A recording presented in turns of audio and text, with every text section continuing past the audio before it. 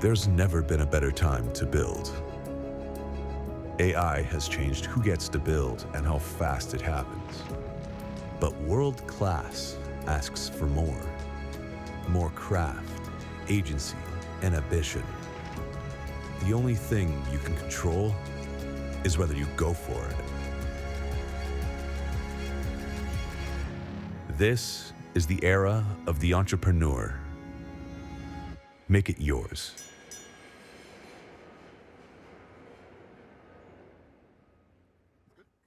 Hey. Hi, guys. Hey, everyone. Good morning.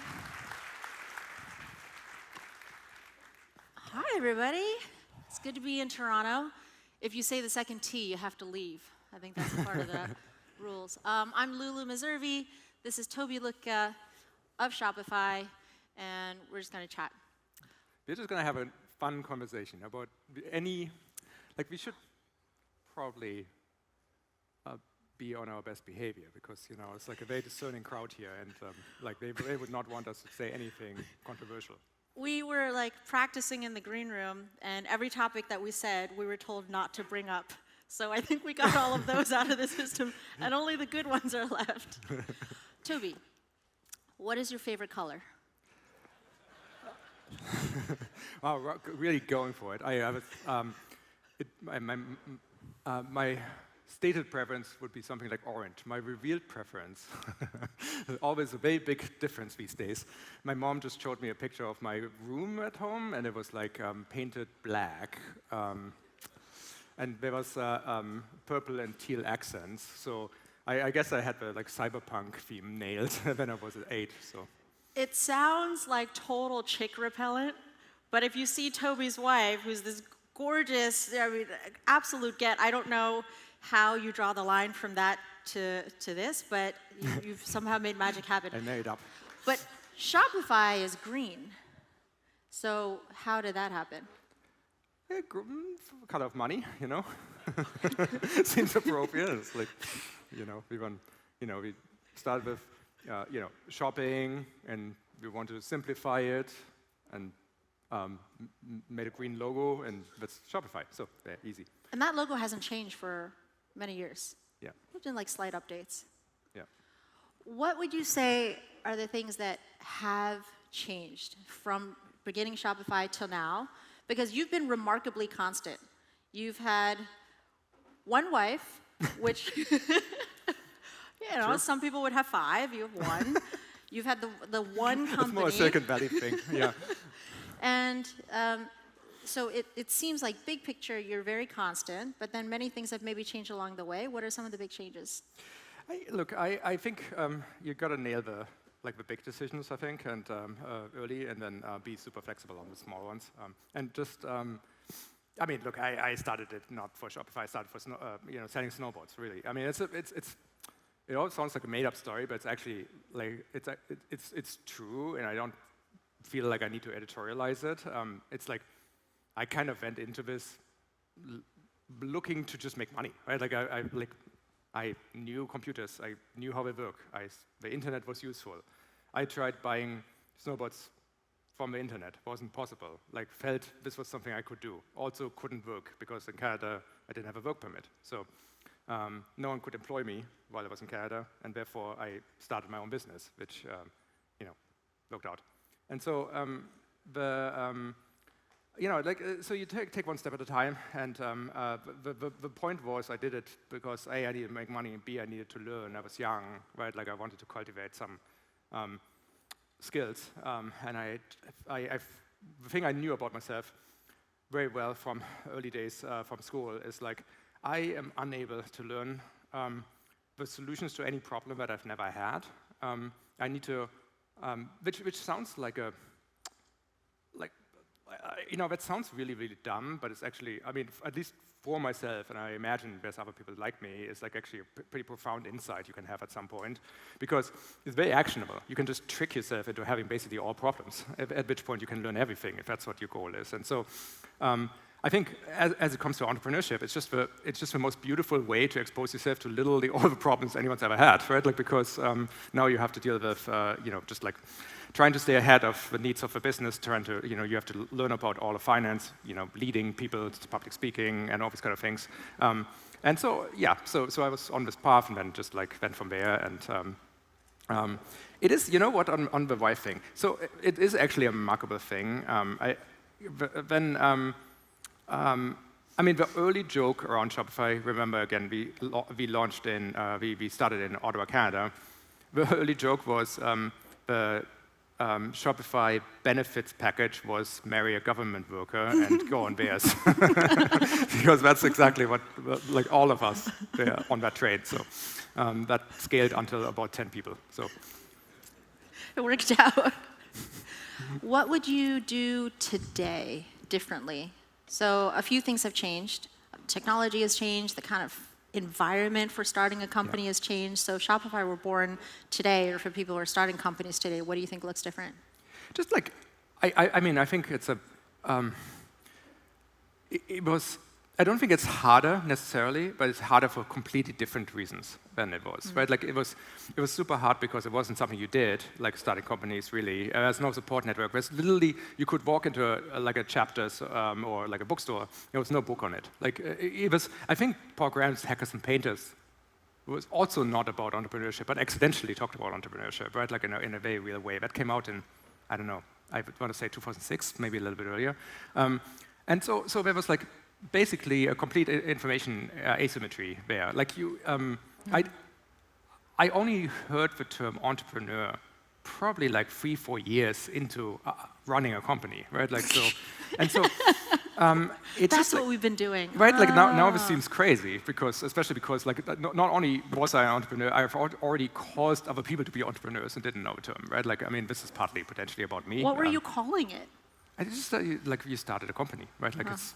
And I was just like, Then the whole thing became, I mean, the thing that pissed me off most was when I started talking to venture capitalists, and they sort of like described my company as a lifestyle business because it was making money. And apparently that makes you not a business, like in their minds. They had to rename us. And I'm like, I pointed out, I'm of European descent. We have started companies for 6,000 years. You don't get to fucking rename like companies into lifestyle businesses here suddenly. So anyway, so venture. But then I figured out we were actually probably not a lifestyle business, and I guess they were right all along. So, do you think now that the starting of a business, that entrepreneurship is like too appealing to, is it like attracting scenesters who are going to think that this is the way to be cool at the party, to talk about being a founder, and then they'll actually flush out of the system? Or do you think it's like generally good that more people are being drawn to this? I think that's clearly going on a bit, but I don't think it matters. I think it's very good to normalize making this easy. Like it used to be like you introduce yourself as entrepreneur and everyone heard unemployed, right? Like, so that's also not great. It still kind of is. It still kind of is, yeah. Mom, he's an entrepreneur. I love him. Like, okay, he's unemployed. So I think, look, I think entrepreneurship is an enormous act of bravery. It's you're putting yourself out there. You're building something. You're making something for other people, right? Like society is as rich as how many members it has that are, adding something to the common mission of society, right? Like every country is a project. The core of a project is its economy. Its economy throws wealth off, which then can be gainfully reinvested in social programs and all these other kind of things. But it's the economy which is the engine of the entire thing. And so, like your society becomes richer by more people contributing positive and novel ideas or goods or services to the commons. And so the only way how services or goods are being added net is through entrepreneurship.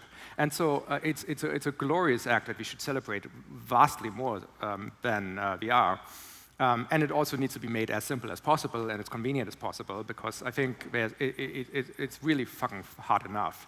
We're talking about sort of early days. The difficulty was obscurity, information asymmetry, and all these kind of things that were truly hard, and no one told you how to pay people, no one told you how to,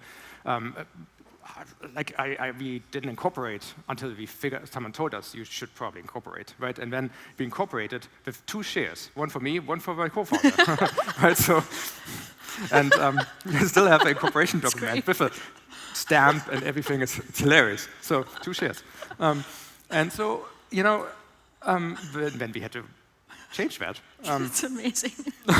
So you make every mistake along the way, and there's something to this, but it's really like now you're like increasing the amount of shares that your company have instead of working on your product.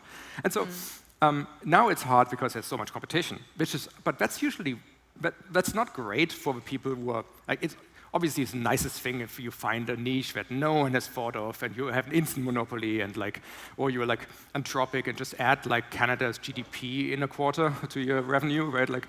All these things are amazing, but that's not good for the consumers.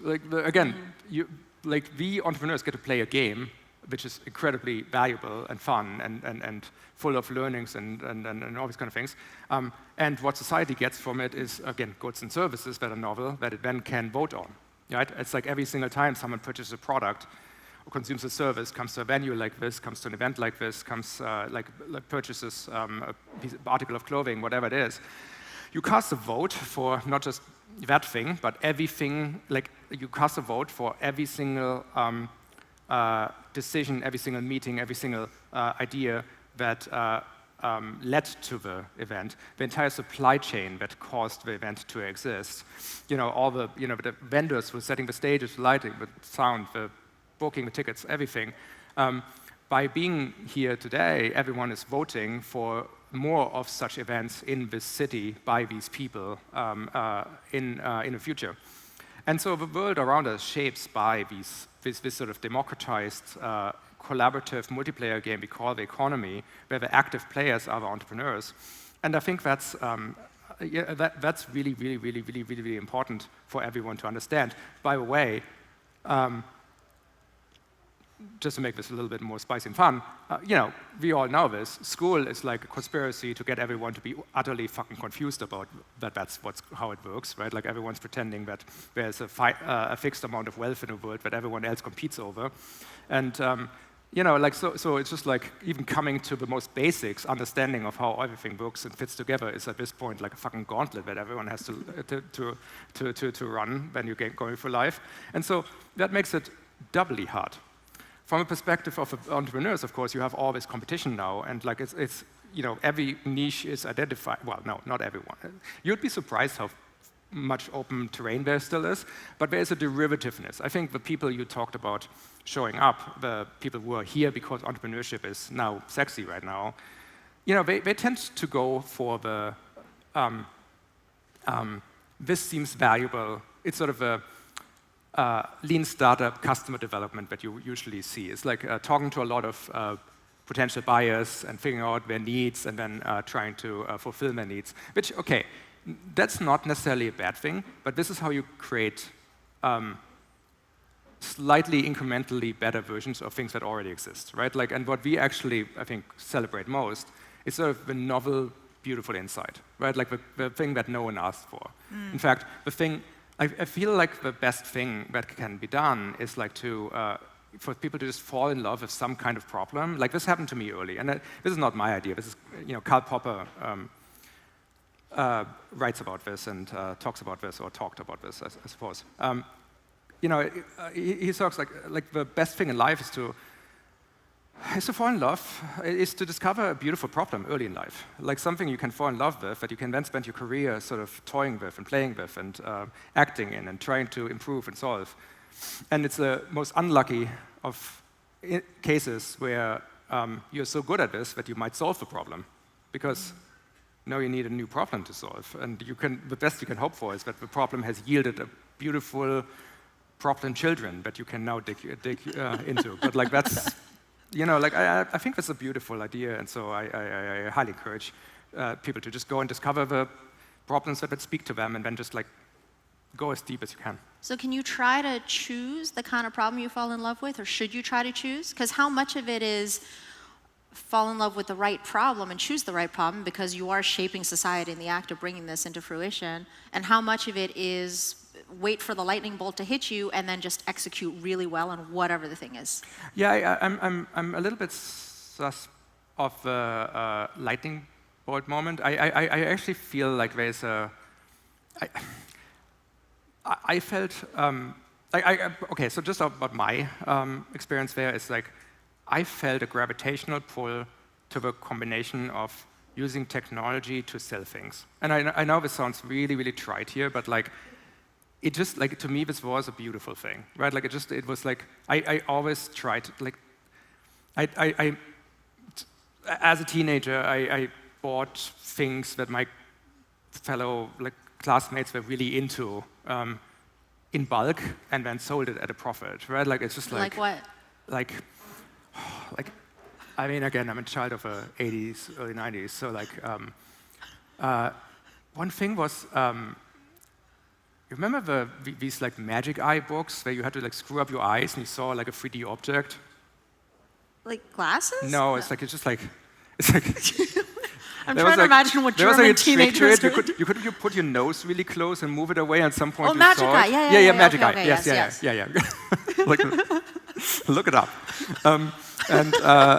Like, you know, just like there was these books, and we published them, and it was like apparently really fun, and I didn't like quite get it, but like I called like the publisher and bought like 100 of them for like $1 or $2 per thing, and then sold them for $8, and that was my. And then I had enough money to buy a new graphic card. You were a magic eye dealer. I was a dealer. Wow. I was a monger. Most kids is like chocolate bars. Yeah. Wow, that's extra. So you know, like I think, like, and then you know, like, okay, well, you do this a bit. Magic was a theme. I played lots of Magic the Gathering and so on, and made lots of money with that. And so, but like again, you realize, like that, you know, you can do this, but it doesn't scale. Like and the computer scale, the internet was around. This was not. Like stay with the problem, the thing that I wanted to do, and take it, like bring all your other unique skills into it, and I think that works well. What should people look around today and feel like, what do you think is missing from the world today that people should try to fill in with their skills? I think, yeah, I mean, like, Shopify is going to be the best idea I've ever had, so this is why I love, you know, building it, running it, reinventing it, whenever it needs reinventing, which luckily is very often, thanks very much to the tech industry, which constantly comes up with delightful new platforms that we get to re-explore. And so, what's missing? I think, I mean, we certainly need to fix media, right? Like we need better stories in the world. That would be worth digging into, we need. But I just think also like delight. Like I mean, it's amazing that we've managed to get 10 minutes through this without talking about AI, which is like I think that's a world record right now, planet Earth, right? So so there's a lot of talk about what people are going to do in the future, and you know, like here's I find that really, really, really funny because it's such a misunderstanding of how humans work that people think that there's not going to be enough jobs. The shape of companies is going to change, absolutely. Companies will be smaller, but there will be vastly more of them, which is amazing because, I think the world's actually deeply impoverished in terms of how incredible the products are and what we can get by the fact that there's only very few companies that could actually pay or create the environments for having excellent engineering. And engineering was the core ingredient of all the most important, most of the most important projects and companies of the last 20 years. But there's just not enough engineers in the world to come up, to follow everyone's ideas. And now this is becoming much more, everyone has a 7 out of 10 engineer on their phone right now. For $200 a month, and that'll be $20 or $2 a month very soon. And so, you know, this is becoming I think the amount of creativity that can be brought in the world is just so vastly higher. And so first of all, we will have more companies. What are these companies going to do? And there's so many things that, like the demand for interesting things, for delight, for products, for experiences is basically infinite. No, it's not basically, it's literally infinite. It's like there's no more certain prediction anyone can make that when people want more interesting stuff, right? And so that's just very deeply, that's like lizard brain shit. Like we are not talking about like this people making a choice. This is like base load, right? Like firmware stuff, which is great. That's the best thing about humans. We are like infinitely interested in novelty and new things. My favorite jobs program in my mind is like Formula One. It's my favorite because it's like an entire sport named after a rule book. Like it's the only sport named after a rule book. There's, one single team has like 1,600 people working, 800 people on the car, 800 people on the engine. They're flying around the entire world, all because we just decided to have a rule book. We are very good at coming up with jobs. And so there's going to be no shortage of people coming up with things to do. And I think we should do more of this. We should invent more things. There's the enhanced games right now. I love that we're trying this. I think that this direction is... All of these are jobs programs for white guys, which we didn't think existed, but there are actually many of them if you know where to look. If someone is starting a company today, they need a lot fewer people because they have great technology to assist them. Yeah. You've said that sometimes the optimal team size is 1. Yeah. But you've also said Shopify is a team sport, and maybe entrepreneurship is a team sport. So when might somebody want people around them just for the sake of having people around them, even if you don't strictly need them to do stuff? I think from the first second, I don't think, like, the ideal team size might be 1, but like that's definitely not the right, life's too short for that. You don't believe in the one-person company? Right? I don't believe. You can, but you shouldn't. I think one-person company is like bullshit. Is it possible to build a billion-dollar one-person company? Yes, it is possible. Why the fuck would you not spend some of that money to have someone else around? Right? Like it's just like it just seems so irrelevant. So much of these stories are like we spend so much time to think if we could that no one stops to think if we should. And so get a couple friends in there, like, and then you're gonna have a much better time. It's like the best thing you can do is like do hard things that other people deem valuable, surrounded by friends, right? Like that's the kind of perfect configuration for life on planet Earth. So, but like I think the point sort of directionally stands that there can be billion-dollar 5-people companies. In fact, I think there are some now, and I think maybe not officially, but like whisper numbers wise. You think the billion-dollar company for one person is possible today? Yeah, it might have happened. It might have happened.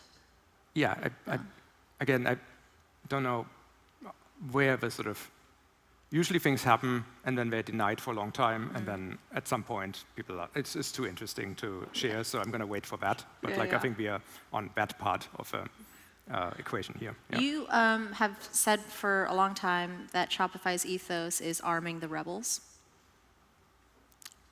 Does that change as the company has gotten so successful and there are people maybe starting today that that look up at Shopify and think that Shopify has made it. And many of the merchants wonderfully have made it in some way. Like many of the merchants have become these thriving, successful businesses. How do you keep that rebel energy going? Yeah, so I mean, look, Shopify is, like, it's very important for new companies to not compare their opening chapters to someone else's, fully finished first book in a hopefully infinite series of books. I almost called myself my company a finished book. That would sound horrible to myself, so I avoided that by making this a very least trilogy. Because like I don't know, like people, as companies here, of people that's many companies, in fact, that were started by people who used to be at Shopify, and those companies are very successful. And when I compare where those companies are on a on a timeline basis to Shopify. We're like growing 100x faster than Shopify did, right? It's like, so it's just Shopify's old. And it's like I started 21 years ago. And I just took it one step at a time, but like the thing I never changed is like the reason why I built the company, right? Like the reason why I built the company is because I'm deep, like I love the people we are building for. Again, I think there's not enough people looking after entrepreneurs. Like some people need to care about entrepreneurs, otherwise this is a fragile thing and might go away. If we can make it easier for people to be entrepreneurs, then this is a cause-worthy dedicating your life to.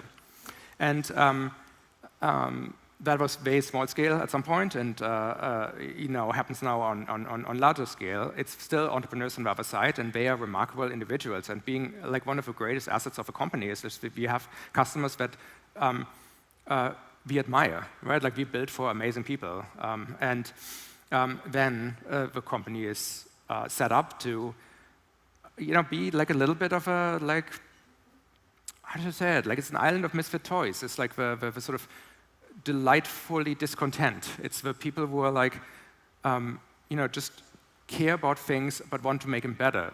We reinvent everything up and down, from internal systems to our payroll system to like it's just like we're playing. We're an active player in the world of company building, right? Because companies are not that good. Like they all are just good enough for whatever their task is, right? That's where most people stop.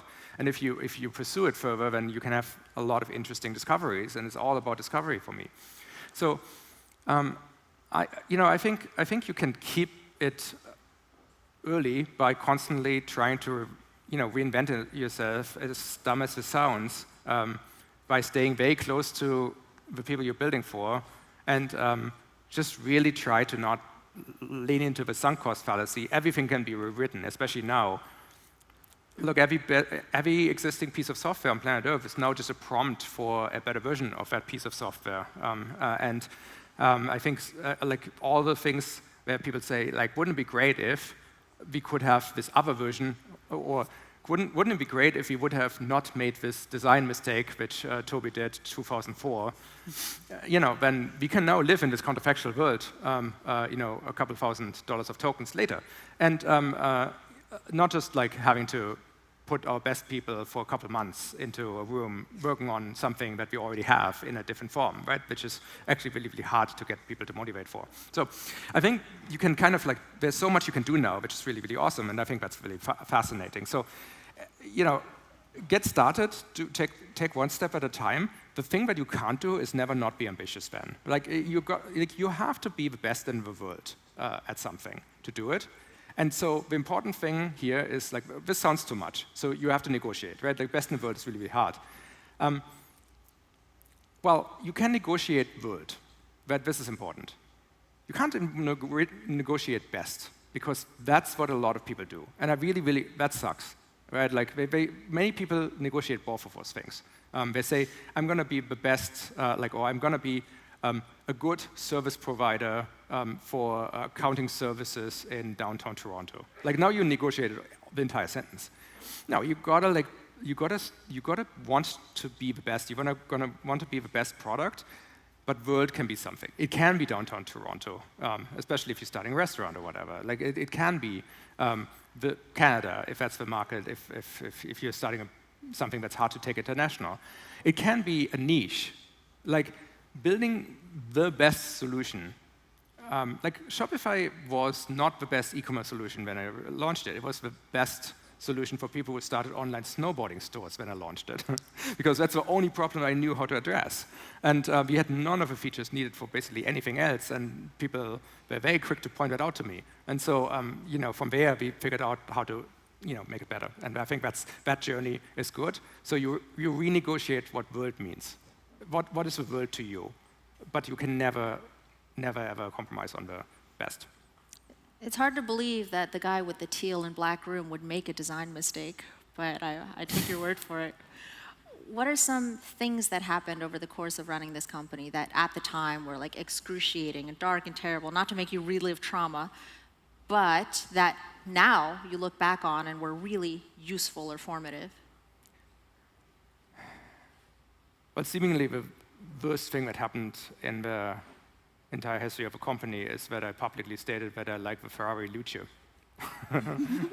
That seems to be, like, of all the things I've ever done, that seems to be the most controversial thing. It is. It's unbelievable. I can't even look at you right now. Great. Jesus Christ. Tough crowd. Toby bought that Ferrari, the one that everybody hated. He looked at it and he saw its inner beauty, so I appreciate that about you. It's dead in my best. We actually, when we were preparing for this and riffing on what things to talk about, we briefly entertained and then decided not to talk about being a Canadian founder or being a founder in Toronto. Your view is like, just shoot straight for the top. Don't artificially corral yourself. Don't make yourself junior in some way. You don't need a qualifier. Just try to be the very, very best.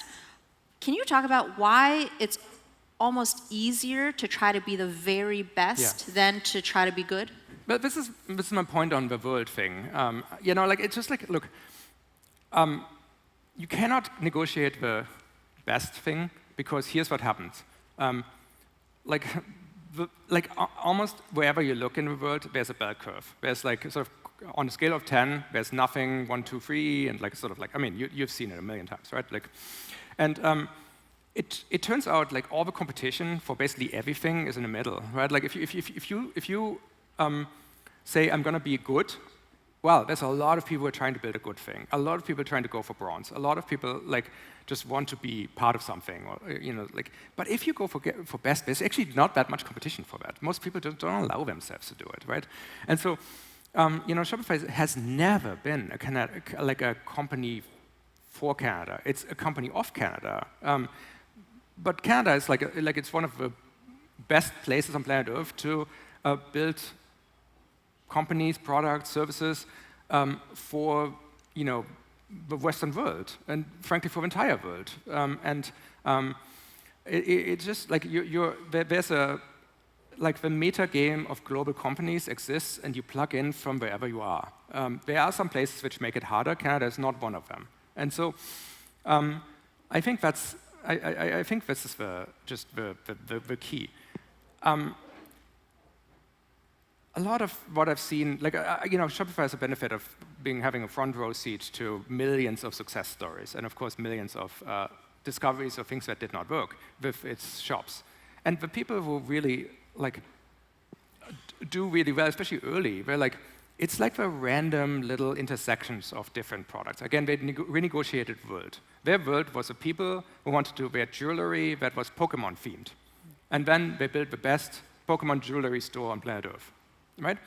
And so, and frankly, I have some of the jewelry for the archives because that was an early store, and I'm not wearing it. But what I was really surprised by is the quality of it. It was legit, amazing, high quality work. It wasn't novelty kind of thing, but someone really poured their everything into this. And I think is it fine jewelry? Is it like gems? Yeah, it's it's sort of ornamented with Squirtle made from sparkly stuff. I think it's cool.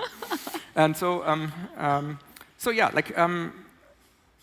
just aim high is what I'm saying. It's much less competition. Don't make a slightly better version of something that already exists. That sucks. The world has enough of it. Speaking of quality, it's easy to make things, but there's a lot of slop out there. In fact, the world seems to be trending towards slop. How do you resist that? How do you maintain craftsmanship? What is craftsmanship? I mean, craftsmanship is to me, it's a different family tree of life philosophy than academia, which is a very big statement, I think. It's more consequentialist. It's more about the thing that is created than value of a ball can be judged. It's not so much about ideas. The difference between, I think, academic thought is that, and craftsmanship thought is that to academics, a novel idea is everything. Again, academics dominate.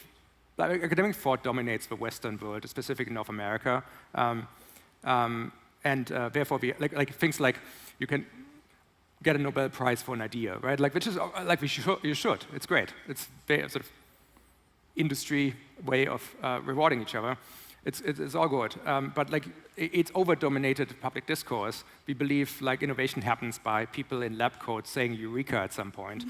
In reality, that's not at all how. Well, I mean that is part of it, surely, but like it's more. It's more blue collar, right? It's more make things. It's doing reps. It's like put in your time. It's like make 1,000 of a thing that you care about, and the 1,001st will be better than the 999th. This is where like the apprentice to a shoemaker spends 10 years making shoes, and then they can be a master shoemaker. Yeah, when you and Europe, like I'm from Germany, which has like a Germanic region has, I think, carries the torch for the apprentice entrepreneur, apprentice journeymanship idea. Like this region, it's not just Germany, it's Poland, it's Czech Republic, it's Italy, and so on. There's a deep appreciation for the craftsmanship that goes into things, and I myself apprenticed as a computer programmer. And so inside there, like in a group, it's like people make their own tools to do a better job. But people wouldn't start building tools for doing the job until they have reps. And then they make tools, they give those tools to their apprentices, they start with the new tools, then apprentices will eventually make their own tools, like eventually once they have insights. And this is another form of innovation. It's like, like for instance, the West has outsourced all manufacturing. That's how deep the economy goes.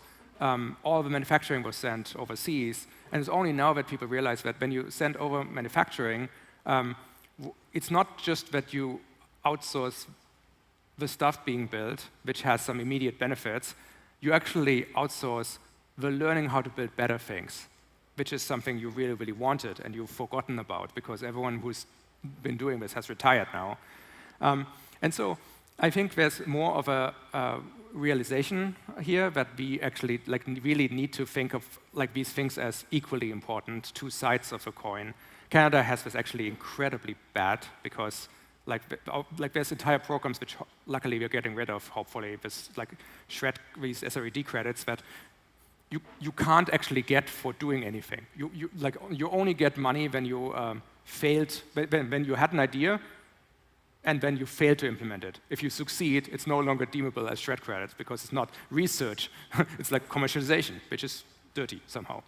So it's like you see this problem everywhere. You see it in how sloppy the North American cities look. Like again, I'm from Europe. I'm not like a fan of Europe, sort of, especially on an economic level. But like the wealth of easily accessible beauty everywhere there is incredible, right? Like it's just like people really make decisions to want to be surrounded by beauty, which can only come from craftsmanship. And I think this helps significantly create like a balance, which if Europe ever decides to stop being an open-air museum and actually like want an economy again, will be remarkable because we are currently deeply missing European contributions in the current new economy that's being built on top of data centers, supply chains, and AI. Yeah, there's intrinsic value to just making things beautiful for the sake of it. Yes. Maybe not with Ferraris, but with other things. Any websites, streets, and people need to think about that more. Yeah, we're getting out of a time of look, this is what happens really quickly. The moment power gets centralized, like in society, you see it like Soviet Union or so. You end up with brutalism, right? Like you must destroy ornamentation as part of it. You must push for pure utilitarianism. And I think this is the biggest misunderstanding about craftsmanship. Craftsmanship is not utilitarian. It's actually centrally planned. More academic abstract, which removes humanity from everything. And craftsmanship is deeply human. It's deeply in the moment. Ornamentation is actually not. It's not frivolous because it's people say the entire what's the purpose of life is create. Like one of the really excellent candidates you hear is create beauty. Right, like that's gonna outlast us in a very, very significant way. And so I think making things for real human that actually are not quantifiable in spreadsheets, but like that you feel deeply is something that just like makes a real difference. The killer feature of Shopify in 2006 was that it looked beautiful. It's the only thing it had that was truly different from everything else. Like other software had better features, was deeper, was more insightful, but Shopify was beautiful and was legible, and it was understandable. We tamed the complexity of starting a real business, and some of this taming was not just like utilitarian taming or good language or good words or actually pretty graphics. It was kind of ornamentation that invited you to explore. And so I think that's, these like really, really, really deep and very powerful concepts are just like not harmonically reconciled in the North American school of thought. And I think that's impoverishing to a significant degree. So winding back all this entire stack here, all the way to like what should entrepreneurs do, we are all getting a huge amount of spare capacity here. Like again, like every individual is now the CEO of an entire data center worth of agents that can work around the clock.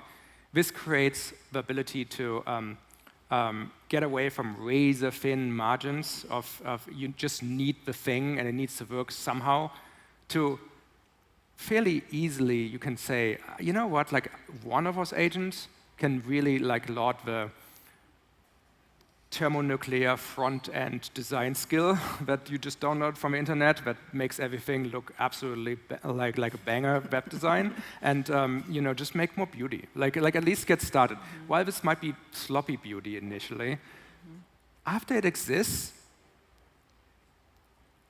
then have your mark on it. Like spend some of your attention, which got saved. Like you don't need to figure out that you have to incorporate your company. Your clanker will tell you. It will even fill out the forms for the city hall, so you don't even have to spend a lot of time on it. That frees up your time while you're starting a business.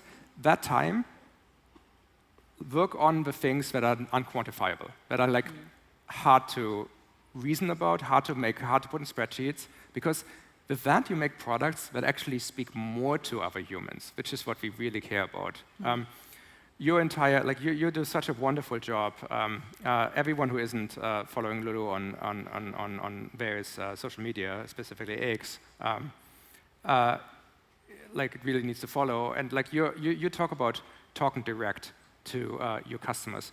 One of the ways you talk directly is through demonstrating the depth by which you thought about the problem domain through the way your product is created, and then you need to afterwards tell them why you spend so much time and like why it matters to you. And I think when you combine those things, you have a real good blueprint for starting new businesses, and it's a great time to start new businesses. Last question before they give us the giant hook. There's a lot of fear and anxiety out there. You hear like, we're cooked, permanent underclass, there's a lot of negative sum or zero sum thinking. It all goes back to this kind of cynicism and pessimism. But you don't think that way. What is your rebuttal to this perception of we are cooked, there's no point, permanent underclass? Instead, that's a fun question. That's the last question when we were like, at zero. And I think, look, it's just wrong. It sounds smart, but it's dumb. And it's been dumb for, I can show you newspaper articles from 1935 where people argued that we've invented everything that we need to invent, and we will have to deal with a slower growth society, and we will have to figure out how to redistribute the things we have. It's dumb shit. There's infinite value out there. The marginal value of any beach is its weight in NVIDIA H100 chips. There's trillions and trillions and trillions of dollars of value we can bring into economies by just entrepreneurial action to remix the raw materials of ideas into things that other people care about, and then we vote for them through the beautiful concepts of money, and then the positive sum grew the entire pie. And by the way, the pie growing has no speed limit. We already seen several countries with 5% annual GDP growth. Literally every period of history that you can name, that people describe as a golden age where things were good, is simply a time where GDP grew 4% or faster. That's it. Like, humans are super happy when the economy, when they are part of something that's obviously growing, because that is giving evidence that there's lots of opportunity, which then encourages people to seek more opportunity, which then adds to the GDP growth. And so that's the entire thing. That's like, by the way, every time you spend time with politicians or media, remind them of that. And so there's a lot of this, and like there's no time as right now adding, because every single time you use an AI, you probably figure out something new it can do, and none of this is metabolized in the economies that exist, and all of it can be rephrased into products, services, open source projects, delights, gifts, whatever. And so it's a fantastic time to build novel things, and there's going to be brilliant businesses that will come out of this. So, scarcity is fake. Fall in love with something, make it beautiful. Now is a good time. Thank you, Tobi. Thank you.